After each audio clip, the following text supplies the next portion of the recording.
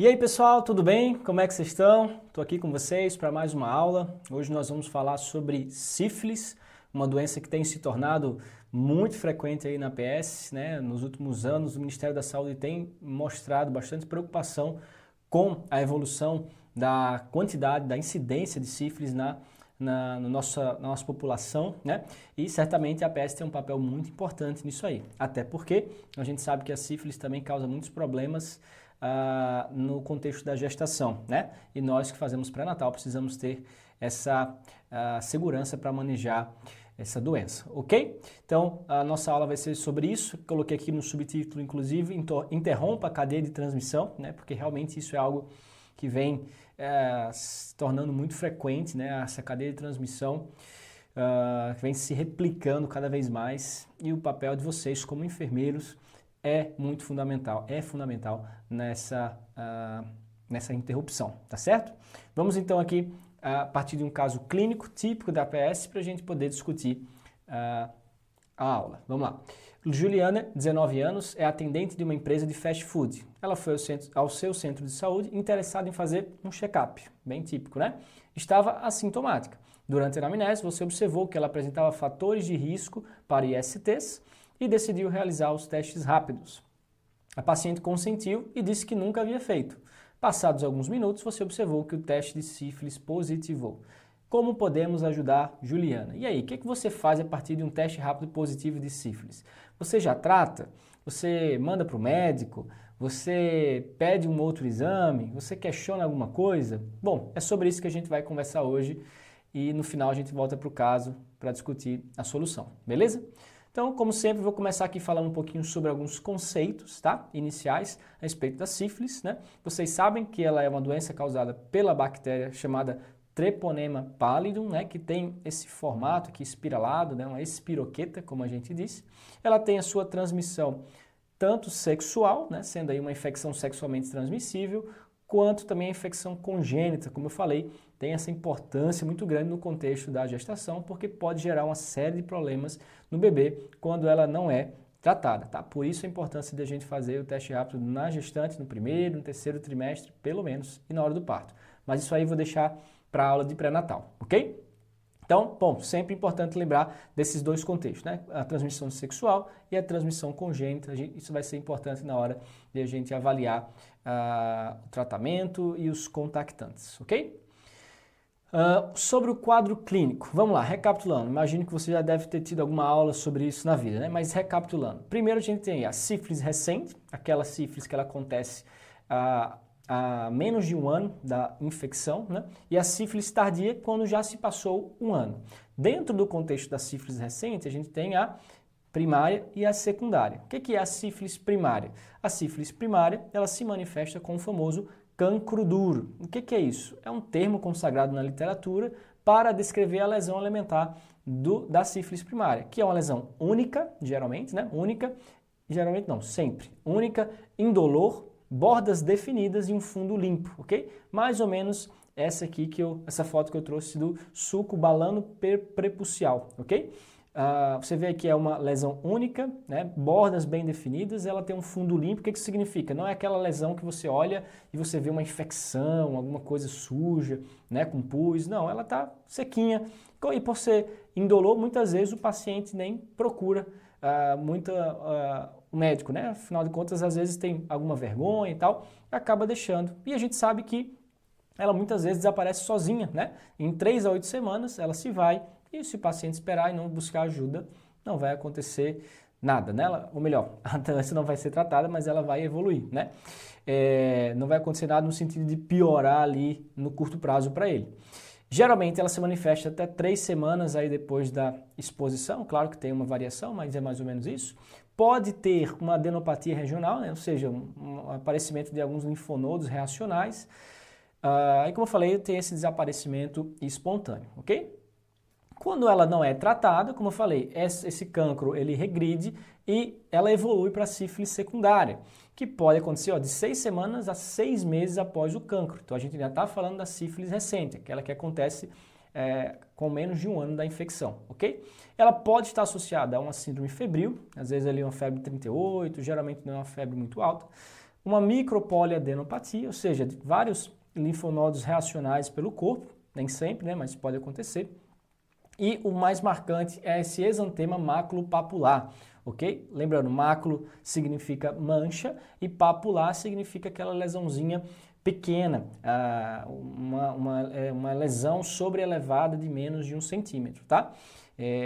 E que tipicamente acomete palmas e plantas, como aqui a gente tem na foto, com essa certa descamaçãozinha, né? A dermatologia diz que tem um colarete descamativo, né? Em volta da lesão ela vai descamando, dando esse aspecto aqui, tá? Existem outras doenças que fazem esse acometimento também de palmas e plantas, mas não são muitas, tá? Então, dentro do contexto da APS, se você viu isso, primeira coisa que tem que pensar é sífilis secundária, ok? E depois disso, se também, mais uma vez, não for adequadamente tratado, a tendência é regredir, mais uma vez, e entrar na fase latente, ou seja, a fase que a paciente já não vai ter, a paciente não vai ter mais sintomas, ok? Ela vai entrar na fase latente, até 1 ano será latente recente, depois que passar 1 ano da infecção, passará a ser latente tardia, ok?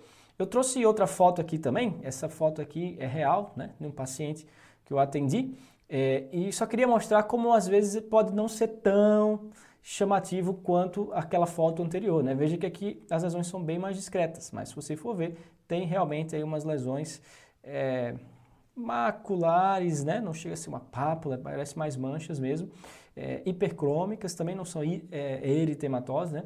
Que você percebe que, bom, dentro de um contexto de paciente jovem, lesão desse tipo em palma da mão, tem que pensar em sífilis, né? É importante lembrar também que a sífilis ela é conhecida, né, por ser uma doença que tem múltiplas apresentações, ela imita muita coisa, né? Então, assim, existem as formas clássicas, mas existem várias outras apresentações que podem confundir, tá? Então, nem sempre vai ser daquela maneira bem clássica como o livro traz.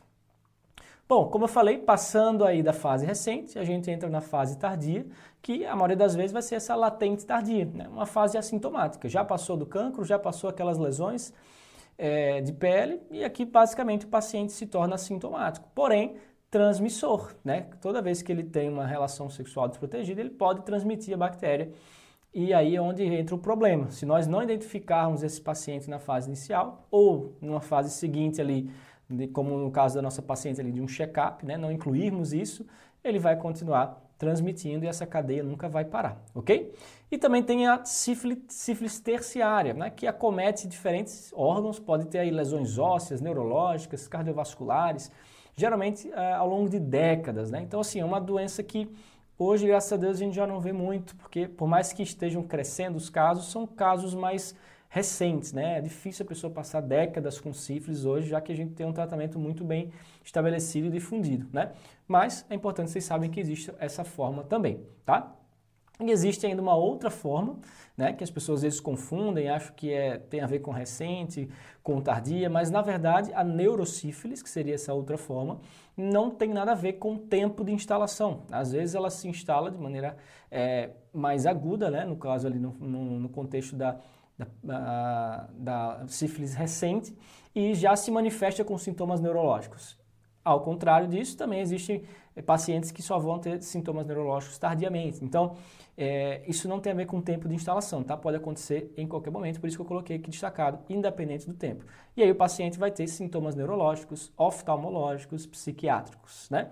Pode ter, enfim, vários tipos de alteração, né? Então, só é importante você saber disso, né? Caso você tenha um paciente com sífilis, sintoma neurológico, ou o contrário, paciente que apresenta sintoma neurológico, lembrar que pode ser uma neurosífilis, tá?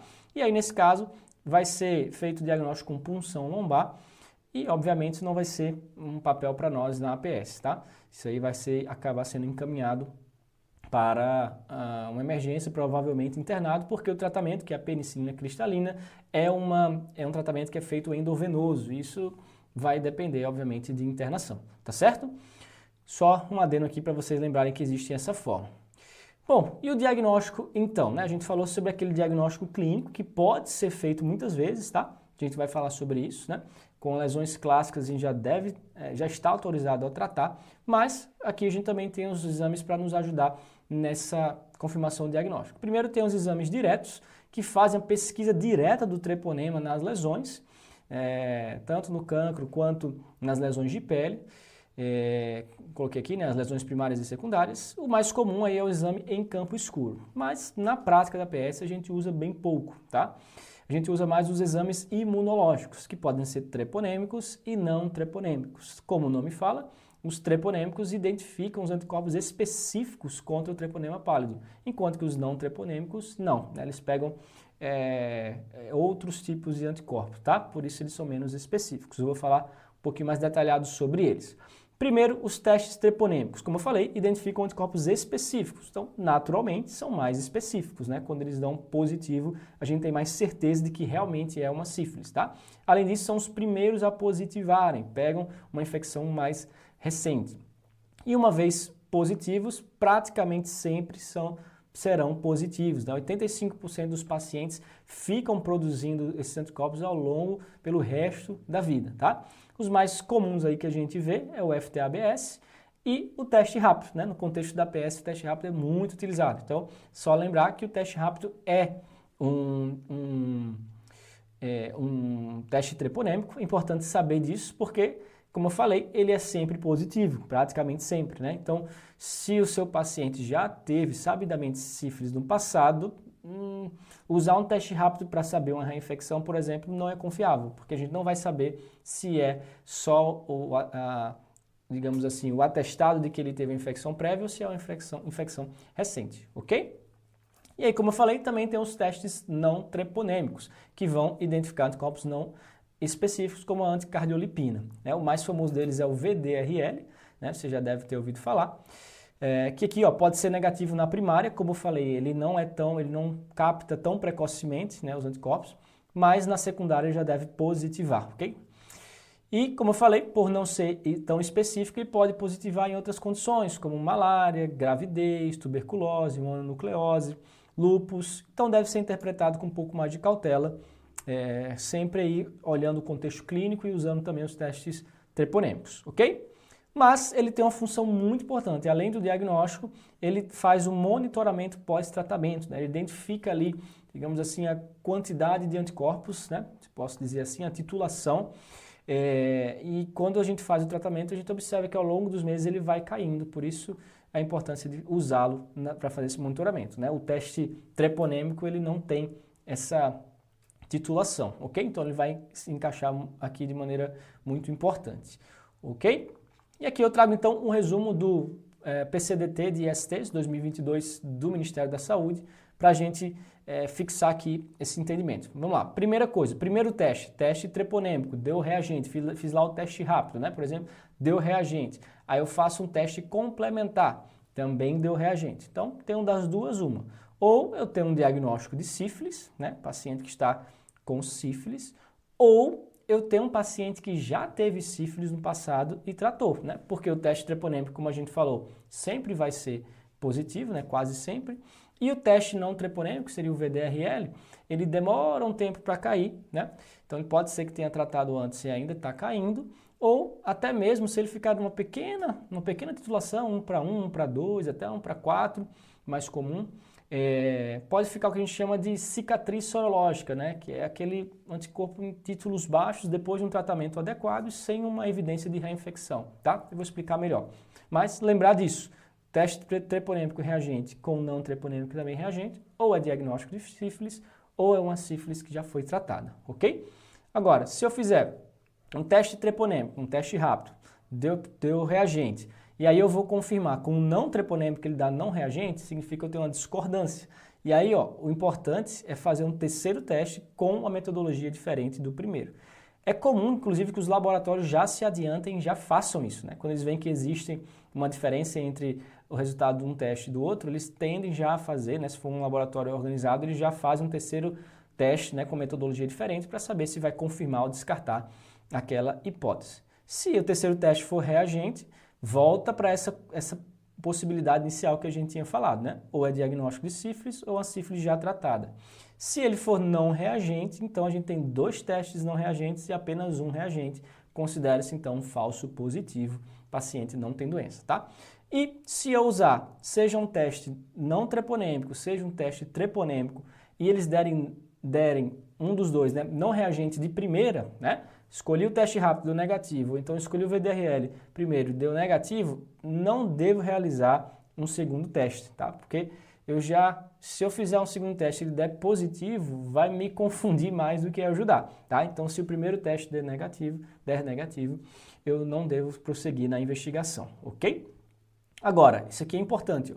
Observação, se tiver úlcera genital, mesmo sem teste ou com teste negativo, você deve tratar. Então, esses testes diagnósticos nos ajudam, né, a diagnosticar, mas a gente deve sempre lembrar daquela máxima, né, que a clínica é soberana. Então, se eu tenho um paciente que teve exposição sexual desprotegida, se eu tenho um paciente que também tem uma úlcera genital, faço um teste, dá negativo, a gente sabe que os testes podem dar negativo, principalmente no começo aí da infecção, né, quando eu tenho a sífilis primária. Então, é indicado, né, ainda mais nesse contexto de crescimento importante da sífilis no Brasil, que você trate, mesmo que o teste dê negativo, ok? Você está autorizado e deve tratar esse paciente.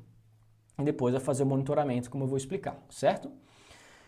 Bom, então você fez o diagnóstico, vamos agora para o tratamento. O tratamento não é tão difícil, né? O tratamento basicamente se divide em dois grandes grupos. Os pacientes que têm sífilis recente, ou seja, até 1 ano, seria aí basicamente a sífilis primária, secundária e a latente recente, e a sífilis tardia, que é aqueles que têm mais de 1 ano de evolução, né? Se ela for recente, vai ser 2,4 milhões de benzilpenicilina, né? Penicilina benzatina, famosa bezetacil, que você vai dar 1,2 milhão de unidade em cada glúteo, dose única, acabou, ok? É isso aí. Enquanto que se for sífilis tardia, acima de 1 ano, ou se você não sabe precisar, né, o paciente não sabe dizer se já tenha mais ou menos de 1 ano, então você vai pecar por excesso e vai usar 2,4 milhões, só que uma vez por semana, por 3 semanas, ok? Uma dose total de 7,2 milhões de unidades. Se o paciente tiver sabidamente alergia à penicilina, você deve usar então a doxiciclina, ok? No caso da recente, 100 mg, 12 em 12 horas, 15 dias. No caso da tardia, 30 dias, né? Com auxílio aí do médico da sua equipe.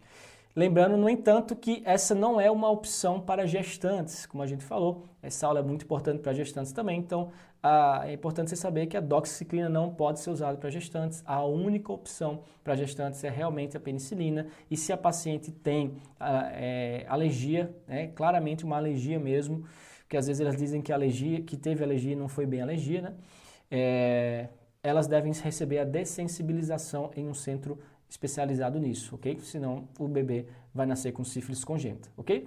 E como havia falado, a neurosífilis também entra aqui no contexto do tratamento, não vai ser na PS, porque é uma penicilina cristalina que é endovenosa, mas enfim, só para vocês lembrarem que existe esse tratamento também, tá? E, bom, não é novidade para ninguém que a penicilina benzatina é muito dolorosa, né? Então, existe a recomendação da literatura de nós utilizarmos a lidocaína 2%, 0,5 ml, sem vasoconstritor, na aplicação das injeções, para que o paciente não tenha tanto desconforto. Inclusive, existem materiais que autorizam a enfermagem a fazer tanto a prescrição da penicilina quanto da lidocaína, tá? Se você acha isso um pouco estranho, eu vou mostrar para você, tá bom?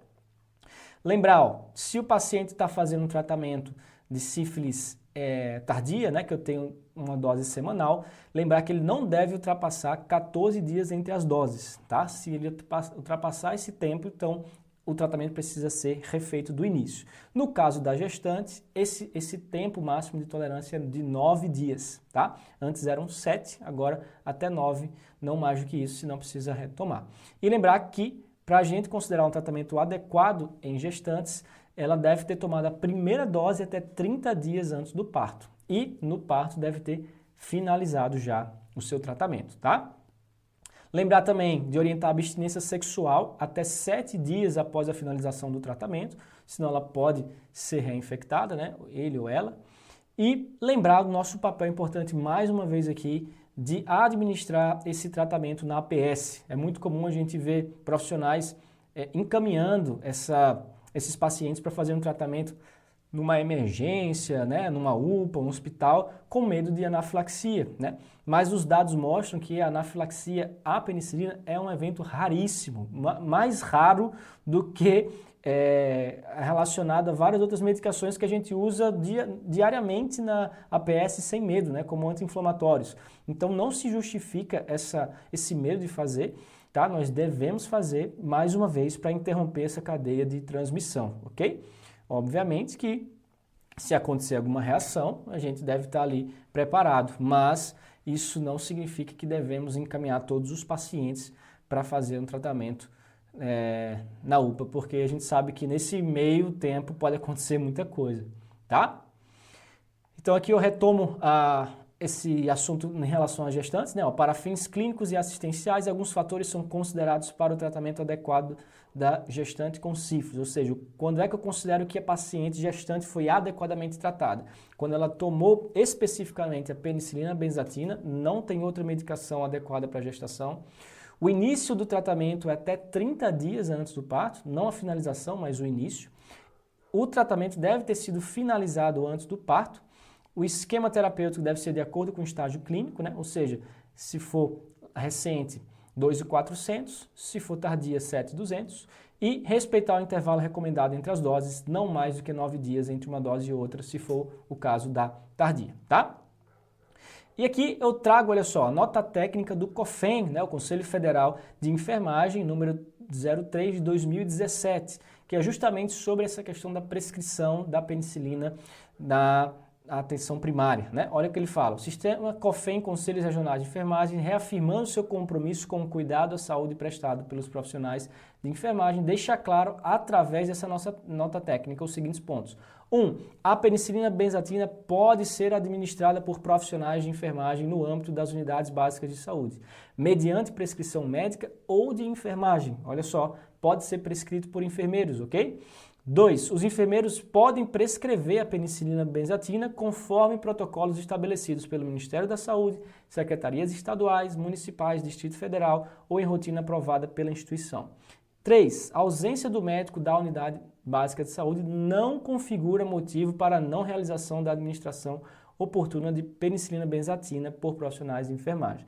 Então veja como vocês estão bem respaldados pelo Conselho Federal de Enfermagem para realizar esse tratamento, ok? Não tenham medo do ponto de vista jurídico, porque vocês têm claramente uma nota técnica que resguarda vocês para fazer esse tratamento, ok? Estando bem capacitados, não há por que ter medo, né? Não tem por que resistir à execução desse tratamento, ok? Bom, uma vez que você prescreveu o tratamento, a gente tem aqui a importância também de fazer o monitoramento, que, como nós falamos anteriormente, fazemos com o VDRL, que deve ser feito trimestralmente, tá? A gente vai observar se esse VDRL vai caindo ao longo do tempo. E no caso das gestantes, como a gente não tem tanto tempo assim para esperar, né? Só temos 3 trimestres, então a gente faz mensalmente, tá? Depois que a gestante tem o bebê, aí ele passa a ser trimestral, ok? Quando é que nós consideramos o paciente curado, né? A princípio, se ele fez o tratamento adequado, está curado, né? Mas é importante que a gente veja a seguinte evolução, né? No caso da sífilis recente, ele deve cair 2 diluições em 6 meses. No caso da tardia, 2 diluições em até 12 meses, né? O que é essa diluição, né? O VDRL ele vem com uma titulação, né? O resultado dele, por exemplo, 1 para 128, 1 para 64, 1 para 32, né? Cada redução de um número para o outro, a gente disse que caiu uma diluição ou 2 títulos, né? Se saiu de 64 para 32, caiu uma diluição ou 2 títulos. Então, se meu paciente inicialmente tinha um VDRL de 1 para 128, ele tinha uma sífilis recente, por exemplo, ela tem que cair 2 diluições, então tem que sair de 128 e ir para 64, de 64 tem que ir para 32 no período de 6 meses. Se isso não acontecer, provavelmente ele teve uma reinfecção, tá? No caso da tardia, a mesma lógica, só que no período de 12 meses, tá bom? Então é importante a gente fazer isso, por isso que tem que ser trimestral para a gente ver se isso vai acontecer nesse tempo. E como eu falei, não confundir título com diluição, tá? Diluição como eu falei, uma queda, né?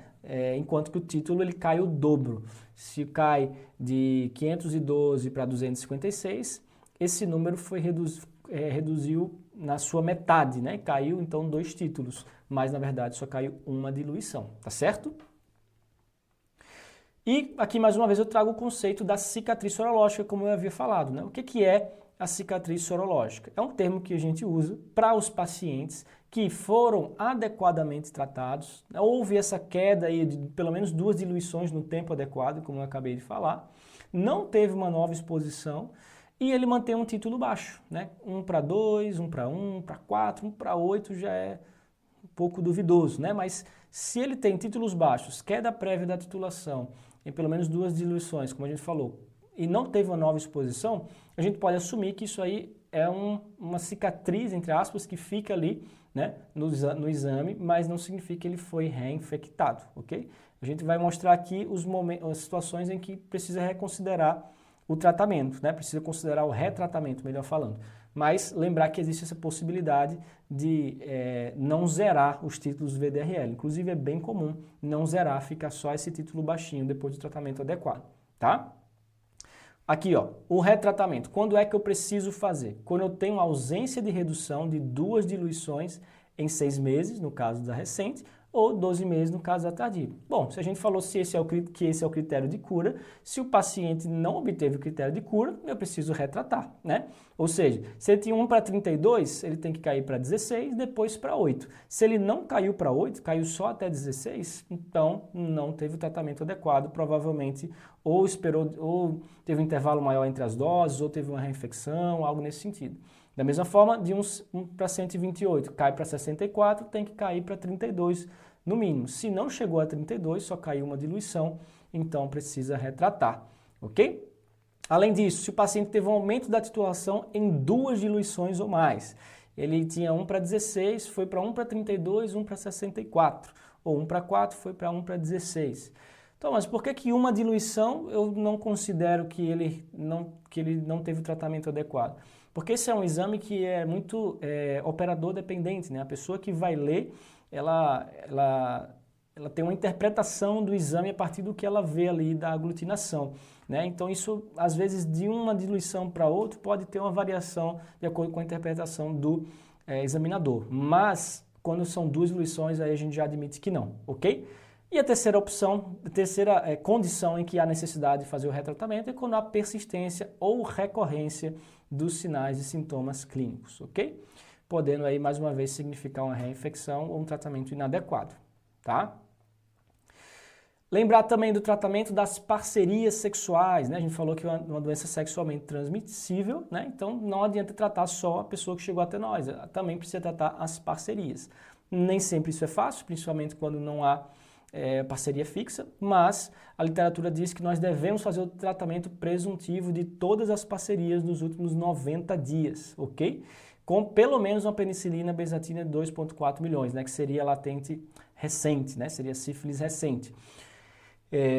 E aí você deve fazer o teste diagnóstico, né? E se for positivo, tratar de acordo com o estágio, entender se ela realmente é mais provável de ser uma recente ou se é tardia, mas independente de resultado de exame, independente de teste diagnóstico, qualquer paciente que teve relação com o seu paciente inicial, né? Qualquer pessoa que teve relação com o seu paciente inicial nos últimos 90 dias deve receber penicilina benzatina 2,4 milhões, ok? E aqui, só para a gente finalizar, também trouxe um conceito que é importante para a gente, né, em relação ao contexto da gestação, né, que é o conceito de paciente, né, recém-nascido exposto a sífilis e com um recém-nascido, uma criança com sífilis congênita propriamente, né. Por quê? O que significa? Pacientes que foram, né, crianças que nasceram de mães que foram adequadamente tratadas de sífilis na gestação, nós dizemos que eles foram expostos a sífilis, né? Não necessariamente eles têm a sífilis congênita, mas eles precisam fazer um acompanhamento que eu vou explicar. E os pacientes, as crianças que nasceram de mulheres que tiveram sífilis e não foram adequadamente tratadas na gestação, então, por definição, eles são considerados com sífilis congênitas e também recebem um cuidado especial, tá? E aí é importante que a gente saiba isso porque esses pacientes vão chegar até nós, né? A gente muitas vezes fez o pré-natal essas mães, às vezes difícil ali, né, por alguma razão ela não tratava. Bom, em algum momento essa criança vai voltar para a gente e a gente precisa identificar, fazer a vigilância e fazer os encaminhamentos necessários. No caso da criança exposta, como eu falei, uma mãe que teve sífilis, mas que foi adequadamente tratada. Na própria maternidade vai ser feito o VDRL, né? Tanto da mãe quanto do bebê, e no caso a criança não deve ter um VDRL maior do que o materno em 2 diluições. Se isso acontecer, na verdade ela passa a ser uma criança com sífilis congênita. E além disso, esse VDRL deve negativar até 6 meses de vida, tá? Então a gente faz aí, ao nascer, 1, 3, 6, 12 e 18 meses, mas até o 6º deve negativar. Se não negativar, ele precisa ser investigado para a possibilidade de sífilis congênita, e isso aí vai ser feito com uma ampla investigação, com diferentes exames, inclusive provavelmente punção licórica, então, obviamente, isso vai ficar a cargo do especialista, tá? E, independente disso, também lembrar de encaminhar para pediatria para fazer uma avaliação oftalmológica, audiológica e neurológica, até que realmente fique claro que essa paciente foi adequadamente tratada e não tem nenhum problema relacionado a uma possível sífilis, tá? Agora, a criança com sífilis congênita, então a gente sabe que realmente foi de um caso aí de uma mãe que não tratou adequadamente, né? Uma mãe por alguma razão não engajou no tratamento, e aí vai fazer o VDRL ao nascer, né? Na verdade, assim, independente do VDRL, se é uma mãe que tinha sífilis e não tratou, já recebe diagnóstico de sífilis congênita. Mas, se independente disso, ele tiver um VDRL maior do que uma diluição do exame materno, ou seja, a partir de 2 diluições, né, ele tem 2 vezes mais do que a mãe, também recebe diagnóstico de sífilis congênita, independente de qualquer coisa. E, além disso, se a avaliação clínica mostrar sintomas compatíveis, né, que são bem inespecíficos, mas enfim, tiver sintomas, alterações radiológicas e licóricas, né, com VDRL positivo, independente da titulação, mais uma vez eu tenho um diagnóstico de sífilis congênita. Então, são diferentes maneiras de se dar esse diagnóstico, que nem sempre é tão fácil, né? E, obviamente, se ele receber o diagnóstico, ele tem a sífilis, então ele vai receber um tratamento na maternidade, diferente da criança exposta. A criança exposta não tem sífilis, tá? Mas a gente tem que fazer aquele acompanhamento especializado. A sífilis congênita, a criança precisa fazer o tratamento ainda na maternidade e, obviamente, vai precisar de um segmento ainda mais especializado com infectologia pediátrica e mantendo aí a necessidade da avaliação oftalmológica, audiológica e neurológica, tá? Então, depois disso, a gente volta para o nosso caso inicial, que era o caso de Juliana, uma paciente jovem, né, que veio fazer um check-up, estava sintomática, tinha fatores de risco para IST, provavelmente diferentes parcerias sexuais, nunca tinha feito teste rápido e dessa vez deu positivo. E aí, o que a gente vai fazer então para Juliana? Bom, primeira coisa a gente falou, se deu teste rápido positivo e ela nunca tinha feito, provavelmente também nunca tinha tratado, é importante questionar, como eu coloquei aqui, mas se ela realmente nunca tratou, a gente sabe que o teste rápido é um teste muito específico e dentro do contexto da nosso número crescente aí de sífilis, você está autorizado a tratar, tá? Então, você está autorizado aí a tratar com a penicilina benzatina. Se ela conseguir precisar para você o tempo de infecção, né? Por exemplo, vamos supor uma paciente que iniciou a vida sexual há 6 meses. Então, você sabe que ela foi contaminada por sífilis nos últimos 6 meses, você sabe que foi sífilis recente. Mas se não, tenho 19 anos, minha primeira relação foi aos 16. Então, se nunca fez teste, pode ter sido de lá para cá. Então, é melhor pecar por excesso, né? No caso aí, 7,2 milhões a gente vai fazer, lembrando 2,4 a cada semana, repetindo aí por 3 semanas, tá? Lembrando, depois do tratamento, fazer o VDRL para fazer esse segmento trimestral, ok? E a gente espera que caia 2 diluições em 6 ou 12 meses, dependendo se for recente ou tardia. E lembrar de sempre tratar as parcerias, pelo menos com 2,4 milhões e testar, né, chamar para consulta para poder ver se vai tratar conforme a sífilis recente ou tardia, dependendo da história, da clínica, do que você estadiar na sua avaliação. Beleza? Era isso então, pessoal, que eu queria trazer para vocês, né? Usei essas referências aqui, o Tratado de Medicina de Família, mas como eu sempre falo, embora seja de medicina, ele aborda muito o papel do enfermeiro também. O protocolo clínico de diretrizes terapêuticas dos pacientes com infecções sexualmente transmissíveis, fala bastante sobre sífilis aqui também.